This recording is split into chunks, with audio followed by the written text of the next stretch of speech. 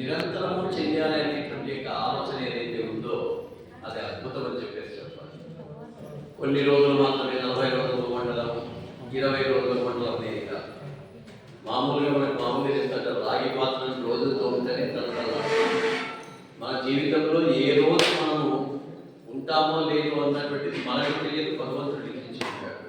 కాబట్టి ఆ క్షణానికి ముందు ఖచ్చితంగా మనం భగవంతుని సేవలో ఆ రోజు ఉన్నప్పుడు దాని యొక్క ఫలితం మనకు చాలా తగ్గుతుంది అని చెప్పి మన పురాణాలన్నీ మనకన్నీ కూడా శాస్త్రాలు చెబుతున్నాయి. ఆధ్యాత్మికలో కుటుంబం అనేటువంటిది మన హిందూ సాంప్రదాయంలో ప్రపంచంలో ఎక్కడా లేనటువంటి ఒక గొప్పతనం మన కుటుంబంలో. గురువు గారు చెప్పినట్లుగా మనమంతా ఎంత నిరాకారంగా ఉన్నా కుటుంబ వ్యవస్థలో కూడా ఉండేటువంటి భార్య మీద ఉన్న ప్రేమ, తల్లిదండ్రుల మీద ఉండే ప్రేమ, అత్తమామల మీద ఉండే ప్రేమ, పిల్లలపై చూపించే ప్రేమ, అన్నదమ్ములు అక్క చెల్లెలపై చూపించే ప్రేమ, వదిలేగాలపై చూపించే ప్రేమ ఎంత ఉందో అది కూడా చాలా పుణ్య కార్యక్రమం. వాళ్ళను ఎవరిని ద్వేషించినా కూడా మనకు పాపం వస్తుంది అనేటువంటిది మన సాంప్రదాయం చెప్తుంది.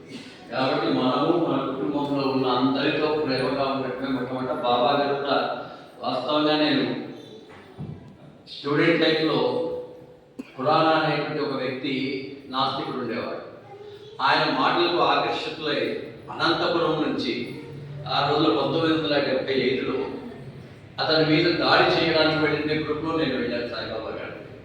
అయితే చాలా మంది అరెస్ట్ చేశారు, పురాణ గారిని అరెస్ట్ చేశారు, మేము తప్పించుకుని లోపలికి వెళ్ళాను. ఆ రోజు ఆయన మాటలు ఇప్పటికీ నాకు గుర్తులేదు. మీరందరూ ఇక్కడికి వచ్చి చేసే సేవను నేను గుర్తించడం, భగవంతుడు గుర్తించడు. మొట్టమొదటి కుటుంబంలో మీ అత్తగారిని, మామగారిని, మీ తల్లిదండ్రుల్ని సేవ చేసిన తర్వాతనే ఈ ఫలితం మీకు దక్కుతుంది అని ఆయన చెప్పేటటువంటి మాట ఎప్పటికీ నాకు గుర్తుంది. అటువంటి మహనీయుడు మొన్ననే 100 సంవత్సరాల కార్యక్రమం పూర్తి అయింది. ప్రపంచంలో నుంచి అనేక మంది మహానుభావులు అక్కడికి రావడం జరిగింది. వారందరూ కూడా స్వామి వారి యొక్క సేవలో వారి వారి దేశాల్లో ముందుకు తీసుకుని పోతున్నారు. అటువంటి ప్రాంతం నుంచి వచ్చి మనందరికీ జ్ఞానబోధ చేస్తున్నటువంటి అన్నాజీ రావు